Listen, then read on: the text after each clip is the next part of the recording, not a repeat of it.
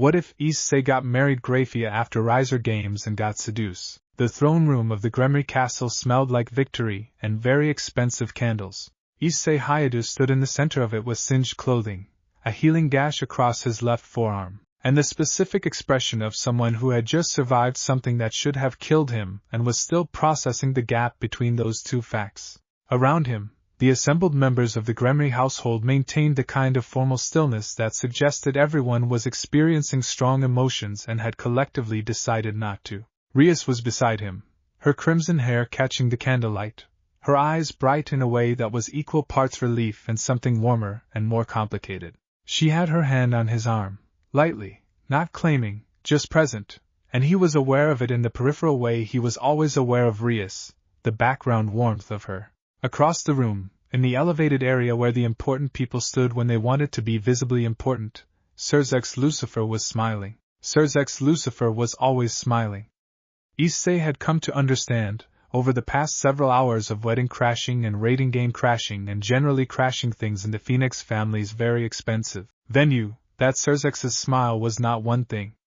It was a vocabulary, it had conjugations, it had tenses, it communicated entire paragraphs. The smile he was wearing now was the one that meant this is more interesting than I expected, and I would like to see where it goes. Issei Hayadu, Seduce said.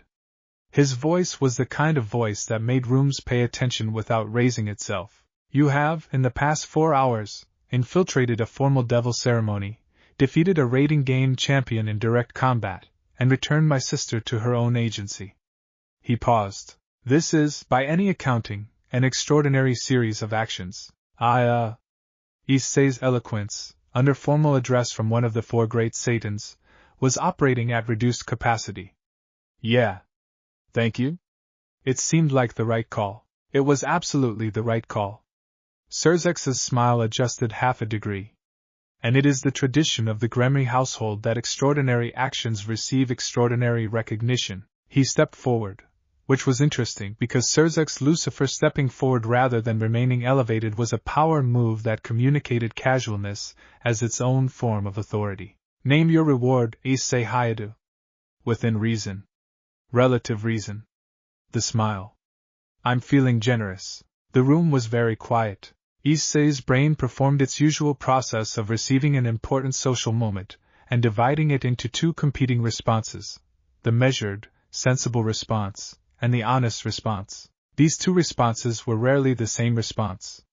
Years of social catastrophe had taught him that the sensible response was usually the correct one to deploy, and the honest response was usually the one that came out. He opened his mouth to say some help with training, maybe, or a formal introduction to the raiding game system, or literally anything that a reasonable person operating with full awareness of their situation would say to the most powerful devil in the underworld. His eyes, entirely without his permission, went to the woman standing 3 steps behind Seduce's left shoulder. Grayfia Lucifuge, the Silver Queen. He'd first seen her, properly seen her, not just registered her presence as background information, at the first formal meeting in the Gremry household, and the image had been sitting in his memory since, with the particular persistence of things that matter without explanation. She was tall, classically composed, dressed in the maid's uniform that somehow managed to be both completely practical and the most elegant thing he'd ever seen. Her silver hair was pinned with the precision of architecture. Her face was arranged in an expression of perfect professional neutrality that had, he'd noticed over the subsequent hours, not changed once. Not when Riser had been insufferable. Not when the ceremony had been crashed. Not during the raiding game. Not now. She had silver-gray eyes that looked at everything in the room with the same even attention, cataloging and assessing with a thoroughness that would have been intimidating if it weren't so calm. He'd been looking at her in fragments ever since, trying to figure out what was underneath the neutrality. Whether anything was. The conclusion he'd arrived at, sitting in the aftermath of an extremely eventful evening, was that there was definitely something underneath. That the perfect composure was not emptiness but containment. That Grayfia Lucifuge was, in some fundamental way, a person who had been performing a role for so long that the performance had become structural. This was not a thought he had consciously organized. It was just something his eyes told him every time they found her. I want to marry Grayfia, he said. The honest response. It came out the way these things always came out, directly, completely, with zero tactical calculation. Before the sensible response had finished forming, he heard the words in the air and his brain supplied, approximately half a second too late, a full inventory of why this was insane. The silence that followed had dimensions. It was not a brief silence. It was not an awkward silence of the type where someone has said something mildly inappropriate, and everyone is politely waiting for a subject change. It was a silence with weight, with the specific quality of a room full of powerful beings absorbing something they hadn't modeled. Rias made a sound beside him that was not a word. Aquino, somewhere in his peripheral vision, had raised one hand to cover her mouth. Kiba looked at the floor with the expression of a person who is very focused on maintaining composure and finding the floor a useful object for this purpose. Kaneko said nothing, which was normal. Her ears were doing something, which was less normal. Asia had gone very pink, and Grayfia had not moved. Not a millimeter. Her expression had not changed. Her eyes had moved to him. He felt them, felt the specific quality of her full attention, and she was looking at him with the same perfect neutral assessment she applied to everything, and he could not read it, could not find the crack in it, and somehow that was the most significant response in the room. Sirzex Lucifer looked at Issei for a long moment. His smile had not disappeared. It had, if anything, deepened, had moved from this as interesting to something that was almost wonder. The expression of a man who has seen considerable history, and has just encountered something genuinely new. I see, he said. I know it's. Issei's brain had caught up now, was rapidly compiling reasons this was going to go badly. I know that's a weird thing to say. I know the situation and I know she's she works for you, and she's way older than me, and way more powerful, and I don't even know if he stopped, took a breath, decided, as he usually decided in moments when retreat was available, not to retreat. I've been watching her all evening, he said. And I don't mean, not like that. I mean I've been watching the way she works. The way she handles everything. The way she's the most capable person in every room she's in and everyone just takes that for granted. Like she's furniture. Like she's part of the castle. He was looking at Grayfia as he said this, which was either brave or irredeemably stupid and he genuinely couldn't tell which. And I kept thinking, does anybody ever actually look at her? Does anybody see her, and not just what she does? The room was very quiet. Grayfia's expression had not changed, but her eyes had. He couldn't have said how, couldn't have identified the specific mechanism of change, but something in their quality had shifted, a barely perceptible deepening, a change in depth that was like the difference between looking at the surface of water and looking through it. I'm not saying I deserve her, Issei continued, because stopping now would be worse than continuing. I'm not saying I'm the right choice or the smart choice or the choice that makes any political sense. I'm just saying, he met those silver-gray eyes directly. Nobody should go through their life being taken for granted. And I think she has been. Another silence. This one had a different quality. Something had settled in it. Sirzex Lucifer was no longer smiling in the political way. He was smiling in a way that was entirely genuine, slightly surprised, and, Issei realized with a startled lurch, slightly moved. I have heard many things requested as reward from the Gremory household, Sirzex said quietly. Territory. Power. Titles. Introductions. Favors. Contracts. He looked at Issei with an expression that was doing several things at once. I have never heard someone request. He seemed to choose the word. Regard. The act of seeing someone. A pause. On her behalf. It's not a request on her behalf, Issei said. I'm not asking you to make her feel seen. I'm asking if I can try to make her feel seen. Myself. Over time. He pushed his hand through his messy hair, the gesture he always made when he was being more honest than comfortable. That's all a marriage is, isn't it? At the best version of it. Choosing someone to see. Every day. Grayfia's eyes had not left his face. Sirzex looked at his queen. His expression, for just a moment, was not the Satan's smile and not the older brother's warmth. It was something private and complicated. The expression of a man who has known someone for centuries, and is seeing them clearly for one specific second. Grayfia, he said. Yes, my lord. Her voice was exactly as it always was, measured, professional, entirely composed. But it came a half-beat later than her voice usually came. What is your response to this proposal? The room waited. Issei waited. Grayfia looked at him with those silver-gray eyes for a long moment that he could feel in his sternum. I have no response at this time, she said precisely. The proposal is irregular and requires evaluation. That's fair, Seduce said mildly. It is not a rejection, she added. The half-beat again.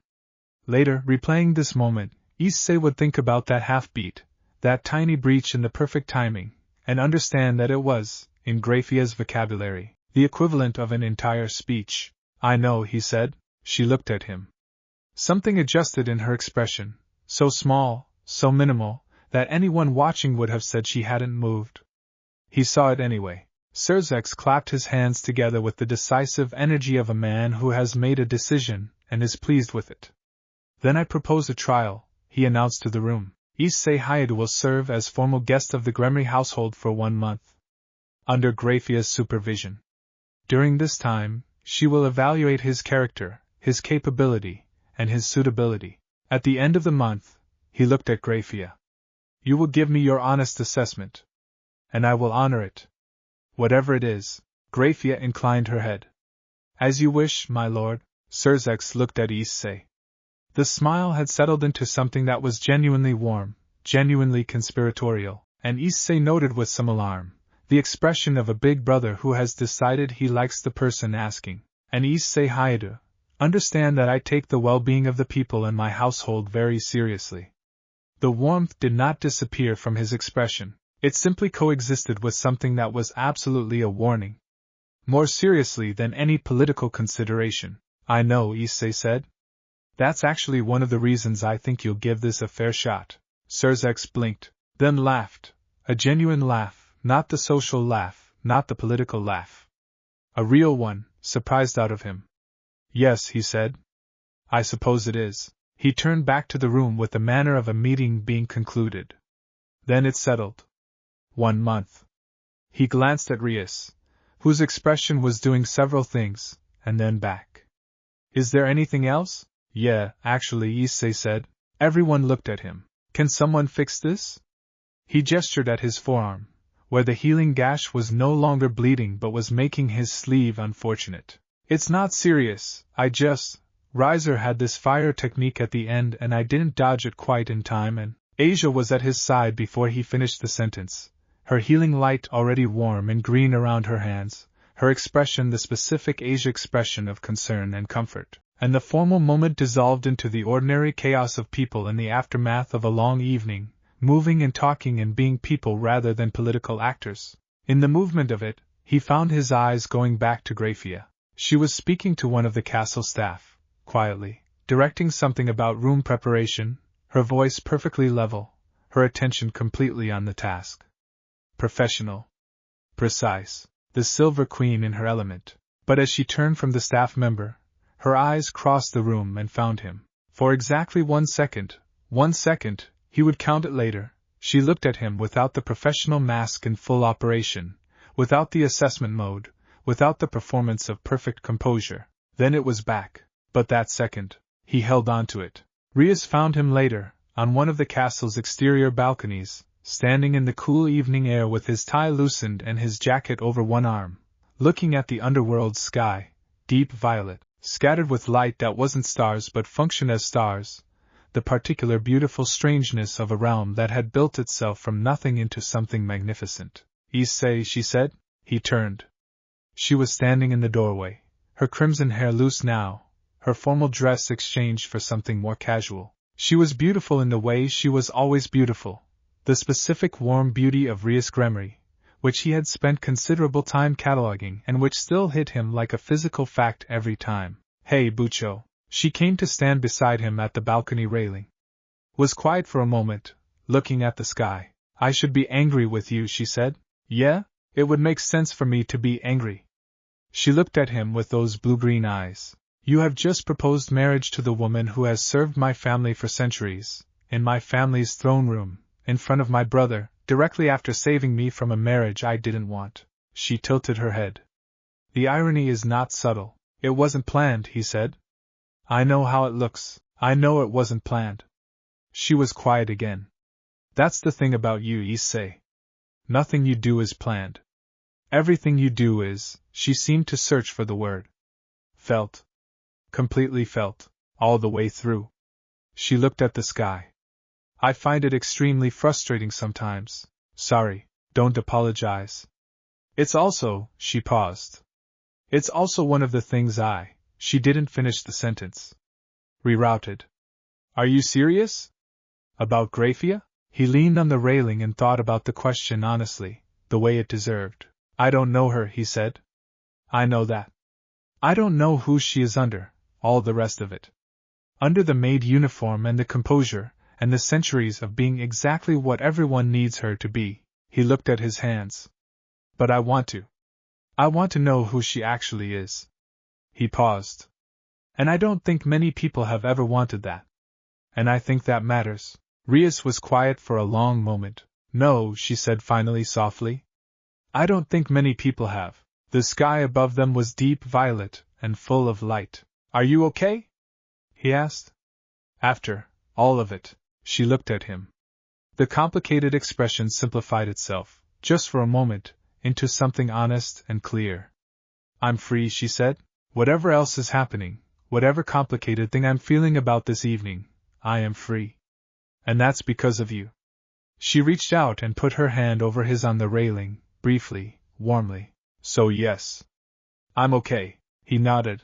They stood together for a while in the comfortable way of people who have been through something together, and don't need to talk about it to know it happened. Inside the castle, somewhere in its immaculate and precisely maintained depths, Grayfia Lucifuge was going about the end-of-evening tasks with her customary efficiency, directing staff, reviewing the schedule, conducting the 100 small administrative acts that kept the Gremory household functioning. Issei watched the violet sky. 1 month, he thought.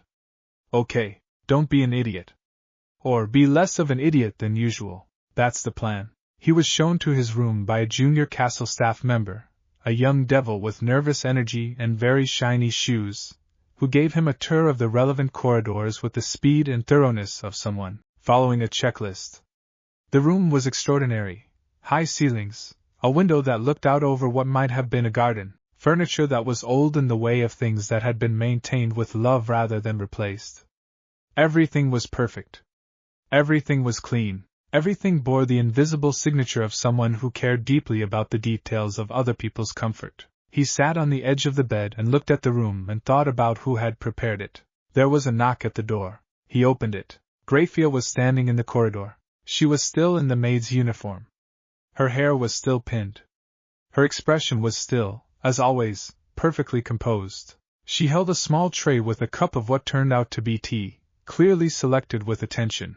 Not just default tea but something specific, something that turned out, when he lifted the cup to smell it, to be the kind he'd mentioned in passing 3 hours ago he preferred, during a brief conversation about nothing in particular that he hadn't thought anyone was tracking. You noticed, he said. It is my function to notice what guests prefer, she said. Yeah.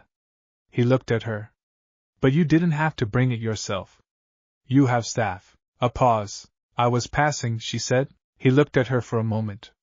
The corridor behind her was empty.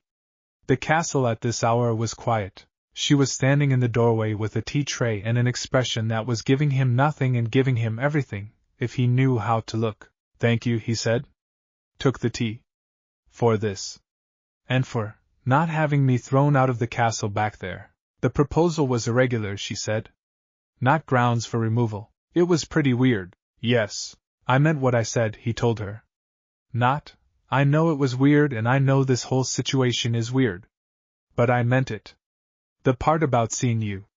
He met her silver-gray eyes directly. I wasn't saying it to be smooth. I'm not smooth. Ask anyone. Something happened at the corner of her expression. Not the precursor to a smile that he'd seen on Vados. Completely different person, different register, but something in the same category. A minimal adjustment that meant something large. I am aware, she said carefully, that you are not smooth. Great. So we're starting from honesty. She looked at him for a moment. Rest well, Issei Hayadu, she said. Your schedule begins at 5:30 tomorrow morning. He blinked. 5:30. I will not be adjusting it because you look alarmed. She turned. Began walking. Grayfia. She stopped. Whatever you decide at the end of the month, whatever your evaluation is, I hope you actually do the evaluation. I hope you don't just go through the motions and give me the rejection you've already decided on. He held the teacup in both hands. I think you deserve to actually think about it, not just perform thinking about it. The corridor was very quiet. She did not turn around. 5:30, she said, walked away. He watched the corridor where she'd been, drank the tea. It was exactly right. Later, in the wing of the castle that was hers, the immaculate, precise, entirely functional space she had occupied for centuries without making it personal, because she had never quite worked out how to make things personal, Grayfia Lucifuge sat at her desk and looked at her schedule for the following month. Issei Grayfia. Column, guest supervision. She looked at it for a moment, then wrote, in the margin, in the precise handwriting she applied to everything, evaluation to be conducted in full. She looked at those words, thought about silver-brown eyes that looked at her like she was a person, thought about the half-beat delay in her own voice, which she had noted and could not fully explain, closed the schedule, went to bed, did not, for the first time in a very long time, fall asleep immediately. 5:30 in the morning was, in Issei Grayfia's considered opinion, not a real time. It existed technically. The clocks acknowledged it. The castle, apparently, operated at it without complaint. But as a time for a human being who had spent the previous evening crashing a formal devil wedding, fighting a phoenix-powered raiding game champion, and then somehow proposing marriage to the most composed woman he'd ever seen, 5:30 felt less like a time and more like a personal affront. He was dressed and standing in the corridor outside his room at 5:29. Because the one thing his years under Riasa's household had thoroughly installed in him was the understanding that being late to the things that mattered was a form of disrespect, and whatever else this month was going to be, it mattered. Grayfia was already in the corridor. Of course she was. She was standing approximately 4 meters away, dressed in the maid's uniform with the precision that he was beginning to understand was not just aesthetic but intentional. Every element of her appearance, arranged with the care of someone who understood that appearance communicated things, and who had decided, long ago, exactly what she wanted to communicate. Professional. Contained. Entirely in command of the space she occupied. She looked at him. He looked at her. You're early, she said. You said 5:30? I did. She looked at the small timepiece she carried, not a watch, something older and more precise, and noted something. You are 1 minute early. I didn't want to be late. 1 minute early is not late. No, but it's closer to late than I want it to be. He pushed his hand through his hair, still processing the hour. I wasn't sure how long the corridor was. She looked at him for a moment with that evaluating quality. You walked the corridor last night, she said. Before sleeping. I heard you. He blinked. You heard me. Sound carries in the castle at night. It is something you will need to account for. She turned. Come, he followed. The castle in the early morning was extraordinary. He'd seen it the previous evening in its formal mode, lit for ceremony, populated with important people doing important things, every surface presenting its best face. In the early morning it was something else, quieter, more honest, the way people are when they haven't put their public face on yet. The light through the high windows was the underworld's approximation of dawn, a deep blue gold that caught the stone and the old wood and made everything look like it was remembering something. Grayfia moved through it with the ease of someone who had walked these corridors for centuries, whose body knew every turn and threshold without consulting thought. He watched the way she moved, the precise economy of it, nothing wasted, everything purposeful, and thought that this was what it looked like when a person had been somewhere so long they'd become part of its grammar. She stopped at a set of double doors and opened them. Formal dining room, she said. Breakfast is the first item. Following that, the morning schedule. The formal dining room was, like everything in the Gremory Castle, impeccably maintained and slightly overwhelming. The table could seat 30. This morning it was set for one, a single place setting at one end, a precision arrangement of porcelain and silver and linen that was, Issei noted, positioned with the kind of care that suggested someone had thought about it rather than defaulted to it. He sat. Grayfia remained standing. He looked at the place setting. Looked at her. Are you going to stand there the whole time? It is customary for the supervising staff member to observe meal conduct during the formal evaluation period, she said. That sounds really uncomfortable for both of us. He looked at the empty chair to his left. Sit down. Have breakfast with me. I have already eaten. Then have tea. He held her gaze. Please. The words seemed to land differently than the request had. He noticed this yesterday. That please in his mouth came out with something that wasn't politeness formula but actual asking, and that this landed differently on people than the automatic version did. Grayfia looked at him for a moment, then moved to the chair to his left and sat, with the posture of someone who has not sat casually in some time, and is applying professionalism to the act of sitting. She poured herself tea from the pot on the table, not from the pot that had been set for him, from the secondary pot that he hadn't noticed, the one with a slightly different blend. You have a different tea, he observed. I prefer a different tea. What kind? A pause. Brief, barely there. Silver needle white tea, she said. It is mild. I find it useful in the mornings. He nodded. Filed it. The food here is. He looked at the breakfast that had appeared without him quite noticing when. Eggs prepared some way he didn't have a name for, bread that smelled extraordinary, fruit that wasn't fruit he recognized but was clearly correct. Did you arrange this? The kitchen staff arranged it. Based on what instructions? She looked at the table. I may have provided some guidance regarding appropriate breakfasts for human guests. Did you ask me what I liked? You mentioned, during the brief conversation before the rating game last evening, that you had not eaten since early afternoon and that you were, and I am quoting directly, so hungry you could eat basically anything that wasn't on fire. I extrapolated. He stared at her. She was looking at the table with perfect composure. You remember exactly what I said, he said. I have an excellent memory. You remember it, and you used it to make sure I had a good breakfast. He looked at the food. Looked at her. You're going to tell me that's just your function. It is my function, Grayfia. She looked at him. Thank you, he said. Not because it's your function. Because it's kind. The silence had that quality again, the one he'd felt in the corridor last night, where something behind the composure moved without the composure moving. She looked at him for a moment, then back at the table, and said nothing. He ate. She drank her tea. It was, he thought, the most comfortable silence he'd had in a long time. The morning's schedule was presented to him after breakfast on a card, actual card, heavy paper, the handwriting precise and even, and he read it with the growing awareness that he had significantly underestimated what Grayfia's supervision was going to mean. 0630, Etiquette and Protocol, Formal Devil Society, 2 hours. 0830, Household Administration, Observation and Basic Participation, 1 hour. 0930, Academic Study, Devil History and Political Structure, 1.5 hours. 1100, Combat Assessment, Baseline Evaluation, 2 hours. 1300,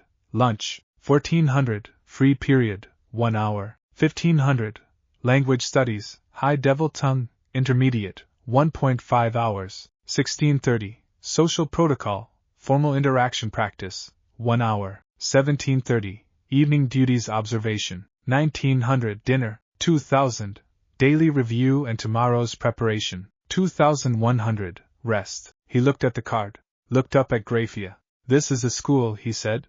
It is a structured evaluation program. You scheduled a free period.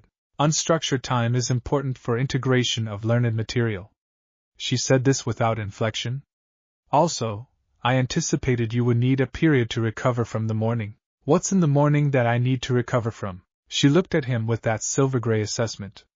The etiquette training, she said simply. She was right.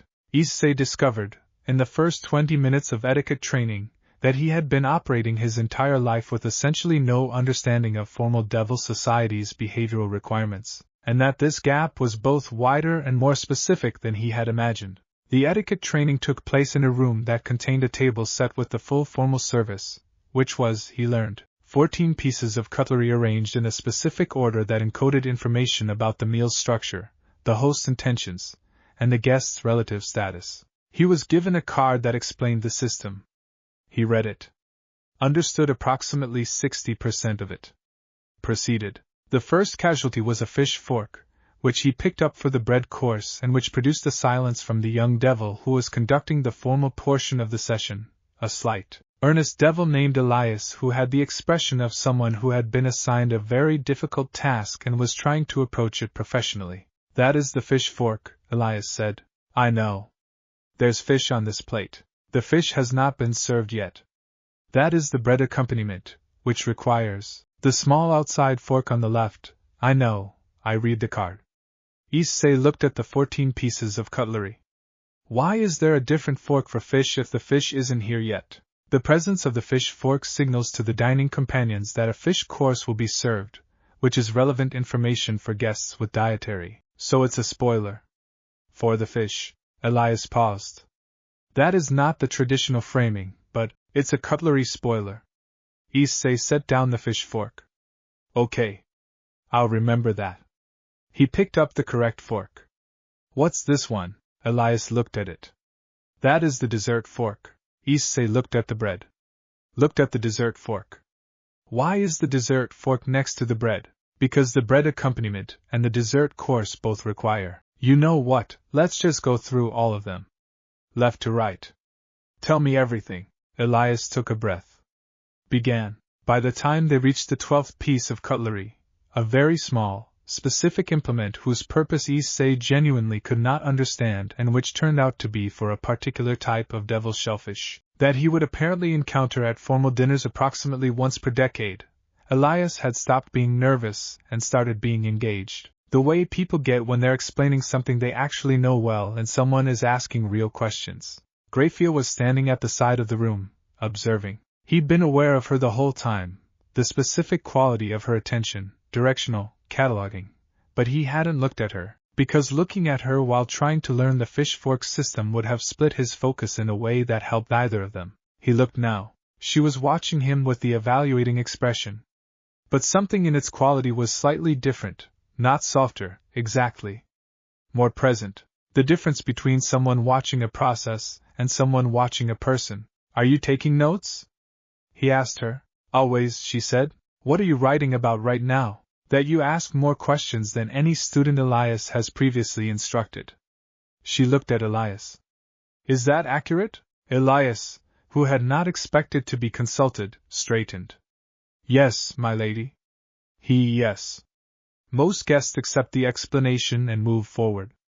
"Hayata-san has asked 43 questions. 44, Issei said. The shellfish implement was 2 questions. Elias reviewed his mental notes. "You're right. 44. Grayfia wrote something. "Is asking questions bad?" Issei asked her. "No," she said. "It suggests you are learning rather than performing understanding." A pause. "Which is more useful?" He held her gaze for a moment, then went back to the cutlery. The cutlery was followed by posture, which was followed by formal address protocols, which was followed by the specific choreography of entering and exiting a room in formal devil company, which had 17 steps and 2 exceptions based on the relative ranking of the people already in the room. By 11 o'clock, Issei had committed 4 significant etiquette violations, 12 minor ones, and had, genuinely, completely accidentally, addressed Elias with a term of respect that was, in high devil tongue, used exclusively for one's maternal grandmother. Elias had excused himself from the room for approximately 4 minutes. When he returned, his eyes were slightly watery in a way he was heroically ignoring. Grayfia had also left the room briefly. When she returned, her expression was its usual perfect composition. The slight redness at the corners of her eyes could have been anything. Probably the lighting. "I made her laugh," Issei said to himself, very quietly, with a satisfaction entirely disproportionate to the accomplishment. "I can hear you," Grayfia said from across the room.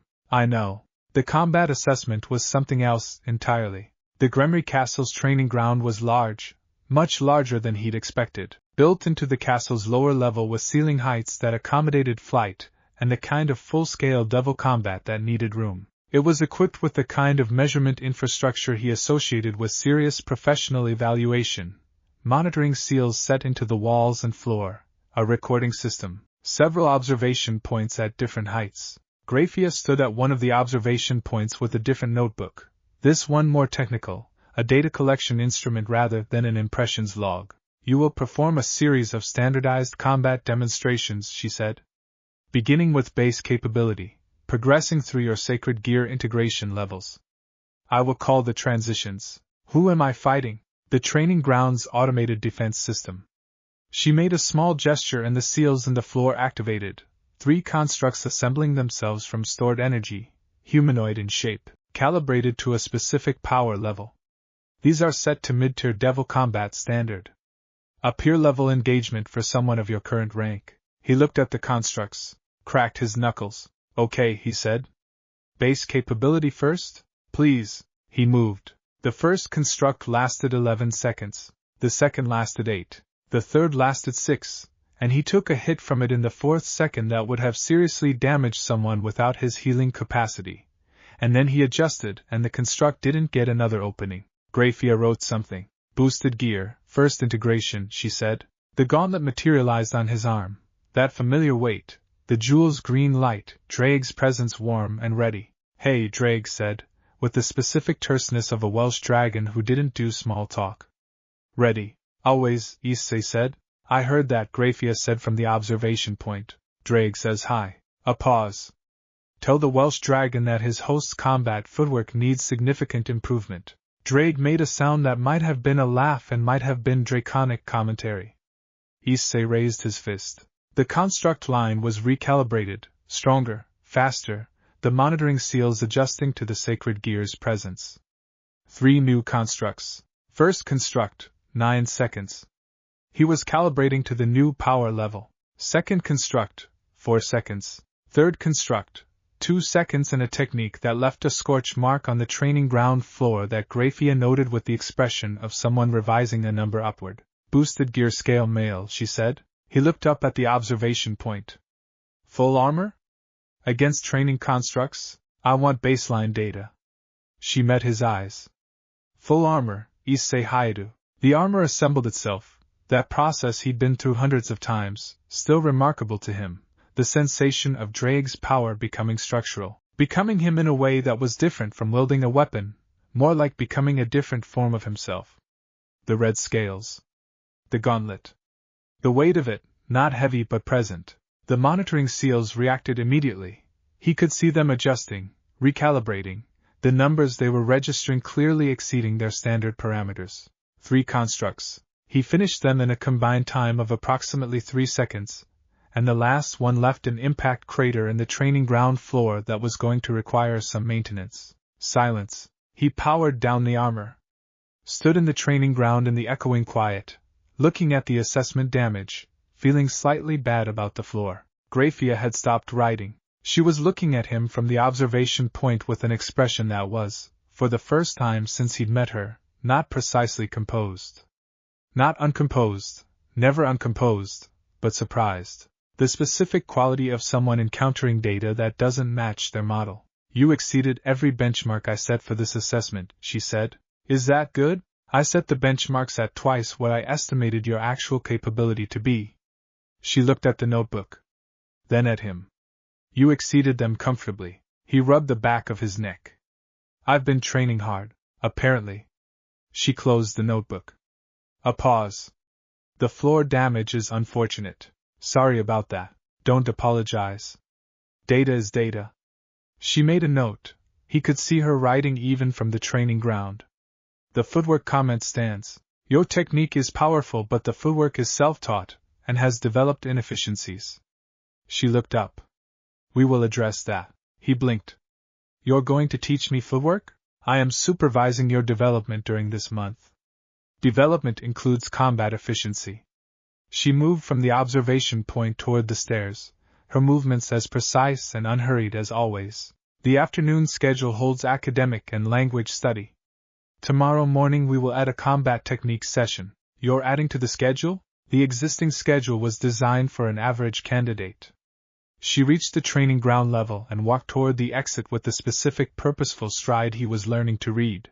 You are not an average candidate. The schedule requires adjustment. He watched her walk, thought about what she just said, the flatness of it, the absolute absence of performance, the way she delivered you are not average with the same tone she'd used to describe the weather. Grayfia, he said. She stopped. Didn't turn. When you say things like that, the honest assessment things, the not average thing, you know that most people would dress that up, right? Make it sound more like a compliment? A pause. I am aware, she said, but you don't. No. Why not? She turned then. Just enough to look at him over her shoulder, those silver-gray eyes steady and direct. Because dressed-up assessments are for people who need to be managed, she said, not for people who can handle the truth of where they stand. A pause. I assumed you were the latter. He held her gaze. Yeah, he said. I am. Something adjusted in her expression. The minimal version of something large. She turned and kept walking. He followed, and the training grounds monitoring seals powered down behind them one by one, and the scorch marks and the impact crater and the data in the notebook all said the same thing, which was that Issei Grayfia was considerably more than what his rank suggested. Grayfia did not share this observation aloud. But in the notebook, in the margin beside the combat assessment numbers, she had written, in handwriting that was slightly less uniform than the rest of the page, as if the pen had moved with more energy than usual, revise all projections. Lunch was quieter than breakfast. Not uncomfortable.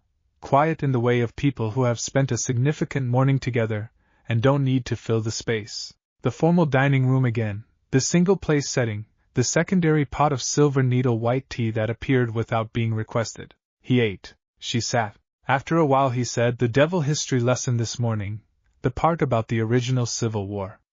The Lucifer faction. She looked at him. You were there, he said. Not a question. A pause. Parts of it. I was young by devil standards. What was it like? She looked at her tea. Why do you ask? Because it's in a textbook as a political event. A series of battles and factions and consequences. He looked at her. But you were there. That means it was also people. People you knew, things that actually happened. He held her gaze. I learned better from the real version than the textbook version. Grayfia was quiet for a moment. It was, she said carefully, the most significant period of my existence. For reasons that are both political and personal. She stopped. Seemed to make a decision. The textbook describes it as a power struggle between conservative and reformist factions among the devil aristocracy. This is accurate in the way that describing a fire as a chemical reaction is accurate. She looked at him. It misses what it was like to stand in it. Tell me what it was like to stand in it. Another pause. This one longer. He waited without pushing. The thing he'd learned about Grayfia in approximately 18 hours was that pushing produced the composure, and waiting sometimes produced the truth. It was like the world had decided to test every principle you'd ever held, she said. Every commitment. Every relationship. The question wasn't what side do you choose. The question was who are you, at the most fundamental level, when the answer cost something. She looked at her tea. I discovered that I was someone who kept her commitments even when the cost was significant. This is either a virtue or a flaw depending on how you look at it. He thought about this. I think it's both, he said. At the same time, she looked at him. Keeping commitments when they cost you something is a virtue, he said. But if you keep them so long that you forget to check whether they're still the right commitments, that can become a flaw. Not because the commitment was wrong, but because you stop seeing yourself as someone who got to choose. He paused. Does that make sense? Grayfia was very still. Yes, she said after a moment. It does. She looked at him with an expression he hadn't seen before, not the professional assessment, not the composed neutrality, but something more direct, more uncertain, like a door that had been closed a long time opening just slightly. You are very perceptive for someone who spent the morning attempting to use a fish fork for bread, he laughed. It was sudden and genuine and loud in the formal dining room, and she watched it happen with the expression of someone witnessing a phenomenon and deciding their initial categorization of it was wrong. To be fair, he said, there are a lot of forks. There are 4 forks. 4 is a lot when they all look the same. They do not all look the same. They look the same to me. This is precisely why the etiquette training is scheduled for 2 hours daily rather than 1. He grinned. She looked at the table, did not smile. But the corners of her eyes had something in them that was in the same family as a smile, the way silver needle white tea is in the same family as warmth. The free period, as Grayfia had predicted, was necessary. He spent it sitting in the castle garden, an extraordinary space, formally arranged but with a wildness at its edges. Plants he didn't have names for with colors that didn't exist in the human world, and letting the morning settle. He thought about 14 pieces of cutlery and combat benchmarks, and the look on Grayfia's face when he'd said both at the same time. The way the door had opened, slightly, briefly, just enough to see that there was something on the other side of it. He thought about a month, 30 days, he thought. And then she gives her assessment. He wasn't afraid of the assessment. He was, genuinely, not afraid of it, not because he was confident she'd say yes, but because he meant what he told her last night. He wanted her to actually do the evaluation. To actually look. Whatever she found, whatever she decided, he wanted it to be real. But he was aware, in the specific way of someone who has sat next to the sea and understood, suddenly, how large it is, that this was going to matter to him. That somewhere in 18 hours of etiquette disasters and combat assessments, and shared breakfasts, and the specific quality of her honest assessment, he had committed to this in a way that wasn't reversible. Not because she was beautiful, though she was. Not because she was powerful, though she was. Because in 18 hours she had been more honest with him than most people managed in a lifetime, and she'd let one door open slightly, and he wanted very badly to see what was behind it. He sat in the garden with the underworld's strange light coming through the leaves and thought about all of this. And then the free period ended and the language lesson began, and he spent 90 minutes mispronouncing High Devil tongue with a dedication that made the language instructor, a severe elderly devil named Martha's, look at the ceiling for strength on 3 separate occasions. The evening review was the last item on the schedule. They sat across from each other in a small study off the main corridor, not the formal spaces, something more functional, bookshelves and a working desk and 2 chairs that faced each other without a table between them. The lamp made everything amber. The castle was quiet around them. Grayfia had a list. She went through it with professional efficiency, etiquette, areas requiring continued work, all of them, areas showing unexpected competence, the question asking, the genuine engagement, combat assessment results, the revised projections, the plan for footwork training, academic study, his demonstrated prior knowledge of recent devil history, the gaps in his knowledge of older periods. He listened. Asked questions? Took nothing personally, not even the extensive etiquette notes. Final item, Grayfia said. She looked at the list, then at him. Overall Day 1 evaluation. Hit me. She looked at the list once more. Then set it aside and looked at him directly, the full attention look, both eyes, nothing held back. You are not what I expected, she said. What did you expect? Someone I would dispatch within the first week. She said this without cruelty, as pure assessment. A boy who had done something remarkable in one specific context and would prove, under sustained evaluation, to be insufficient for anything else. She looked at him steadily. That is not what I found today. What did you find? A pause. Someone who asks real questions, she said. Who listens to the answers. Who encounters his limitations without defensiveness and his capabilities without performance. She held his gaze. Someone who looks at things, and people, and actually sees them. A pause that was very brief and very full. I revised my projections this afternoon. I revised them significantly. He was quiet for a moment. Grayfia, he said. Can I ask you something? You may. When was the last time someone asked how your day was? The silence was long. She looked at him with those eyes that showed him everything and nothing, that showed him the door and the closed door and the possibility of the open door, all at once. I don't recall, she said finally. How was your day? He asked. Another silence. She looked at the lamp. At the bookshelves. At the list she'd set aside. Back at him. Unexpected, she said. He nodded. Mine too, he said. In a good way. She stood. The signal that the review was complete, that the day was done, that the professional container was being reinstated. She picked up the list. Aligned it precisely with the edge of the desk. Tomorrow, she said. 5:30. I'll be there. She moved to the door. Stopped. The question you asked, she said, not turning. During lunch. About the Civil War. A pause. No one has asked me about that in a very long time. Another pause. In a personal capacity, rather than a historical one, he waited. I found it, She seemed to search for the word with the care of someone for whom words were always chosen deliberately. Welcome, she left. He sat in the amber light of the small study for a moment, listening to the quiet castle around him. Day 1, he thought, 29 to go. He was not, for the first time in a long time, dreading what came next. In her own study, later, Grayfia sat with the evaluation notebook open and a pen in her hand. The day's notes were thorough. Complete. Every observation logged, every data point recorded. She was nothing if not thorough. But at the bottom of the page, below the professional assessment, below the combat numbers and the etiquette notes, and the revised projections, she had written something that was not data. She looked at it. He asked how my day was. She looked at it for a long moment, then turned the page and began preparing tomorrow's schedule, and the handwriting was its usual perfect evenness, and her expression was composed, and everything was professionally in order, except that she'd scheduled the footwork training for the early morning, before etiquette, which meant she would be in the training ground with him at 6 a.m., which was, practically speaking, unnecessary. She noted this, did not change it, turned off the lamp.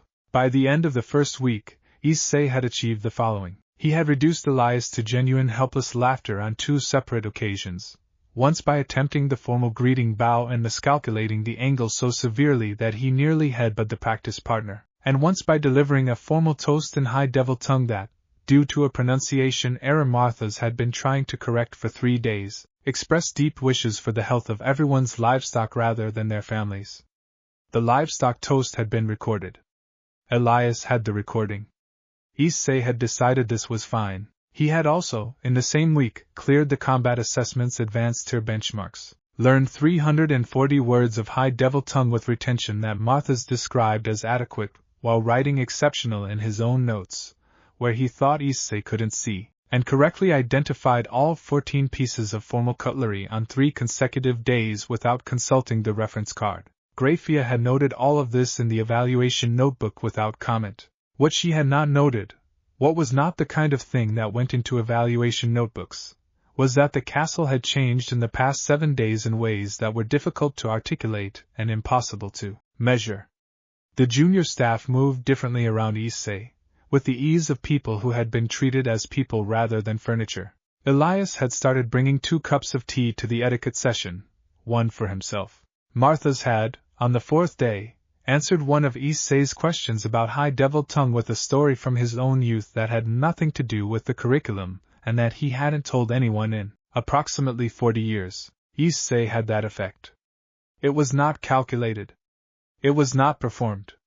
It was simply the natural result of someone who moved through a space paying genuine attention to everyone in it, and the castle, which had been maintained with perfect professionalism for centuries and had never quite been inhabited, was responding in ways she was observing with something she had identified, after careful analysis, as unease. Not because it was bad, because she was not sure what to do with it.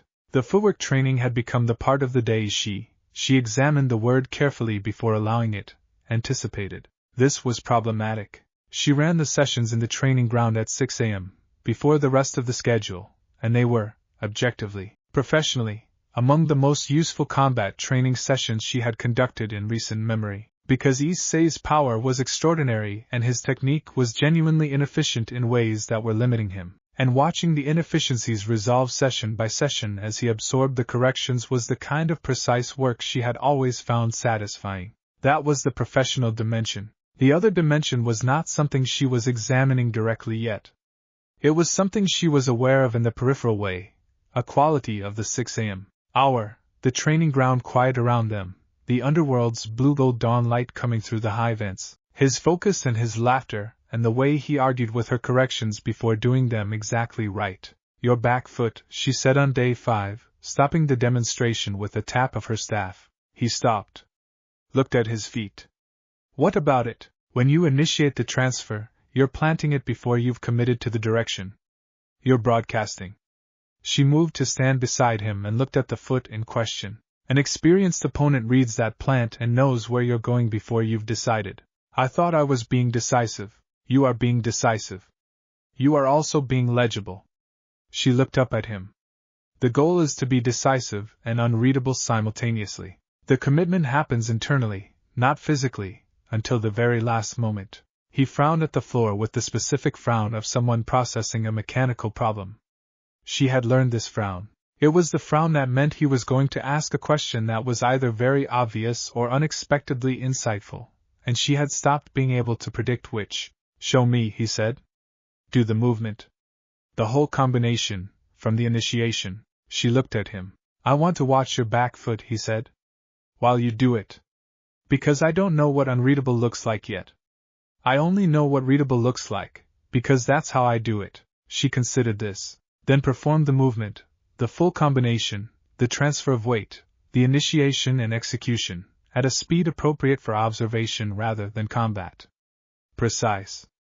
Efficient. Years of practice compressed into something that looked effortless because it had stopped requiring thought long ago and had become structural. He watched her feet, watched the whole thing, then tried it. The back foot was better. Noticeably better. Not correct yet, 2 or 3 sessions from correct, but better in a single attempt than it had been in 5 days of correction. She looked at her notebook. Wrote, visual learning, demonstrate rather than describe. "Why didn't you just show me from the start?" he asked. "Because understanding the mechanics precedes effective imitation," she said. "You needed to know why before the how would stick." He thought about this. "That's actually really good pedagogy. I've been teaching combat for some time." "How long?" She looked at him. "Long. That's not a number." "No. It isn't." He grinned. It was the grin she had catalogued, wide, unguarded, the kind of smile that didn't ask permission, and it did something to the quality of the early morning air that she had also catalogued and was not yet sure what to do with. "Centuries?" he asked. "More than 2. Less than 10. He processed this. "That's, most people, if they'd been doing something for 2 to 10 centuries, would be pretty arrogant about it. Arrogance requires insecurity about the underlying capability." She turned back to the training position. "I have no insecurity about my combat capability. Therefore no arrogance." A pause. Again, the combination. He did it again. The back foot was better still. She wrote in the notebook and did not examine the quality of the 6 a.m. hour any further. The library was where she found him on the 6th night. She had been conducting the castle's end-of-day security review, a routine she had maintained for as long as she could remember, a walk through the castle's key areas in the late hours, less because anything was likely to be wrong and more because the knowledge that everything was in order was something she had always found. She examined the word again, settling. It was the word closest to what she meant, though it wasn't quite right. The library's door was ajar. Light came through the gap. She pushed it open. Issei was sitting on the floor, not at one of the reading tables, the floor, surrounded by books. Not randomly surrounded. The books were arranged with a logic she could read, the older histories on his left, the more recent political texts on his right. 3 specific books open in front of him with passages flagged using strips of paper he'd torn from the notebook he carried everywhere. His hair was disheveled in the way it got when he'd been running his hand through it repeatedly. He was reading with his elbow on his knee and his chin in his hand and the expression of someone who had forgotten to go to bed. He hadn't heard her come in. She stood in the doorway for a moment. This was, she noted, an opportunity to withdraw unobserved. The schedule had concluded at 9. His time was his own. There was no professional reason to enter. She entered. He looked up at the sound of her footstep.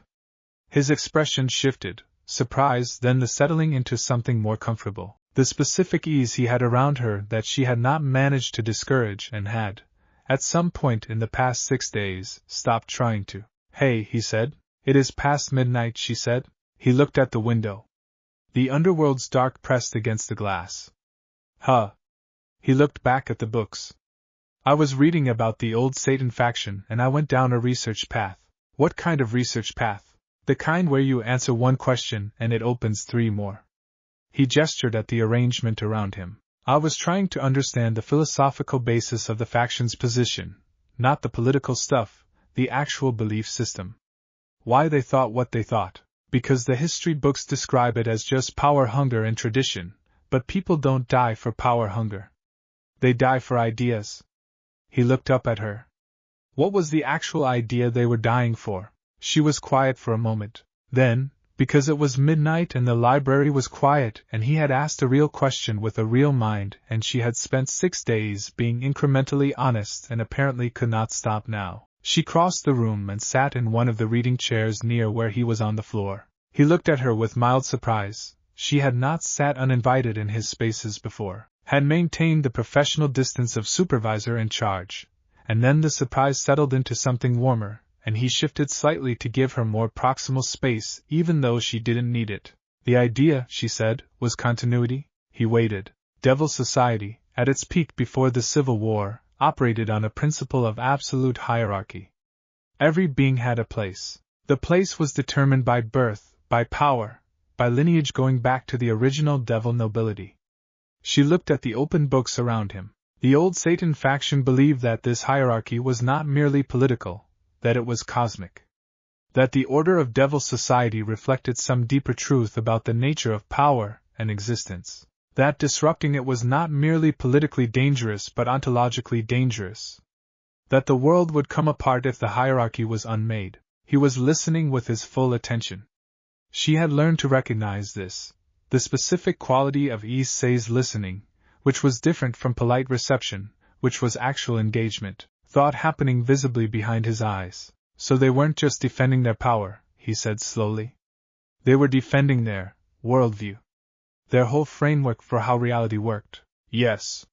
She looked at the books. This is not a defense of their actions. The hierarchy they were defending was genuinely unjust in ways that caused significant suffering. But understanding what they believed they were protecting is different from endorsing it. She paused. They were afraid. Not of losing status. Of the world not making sense anymore.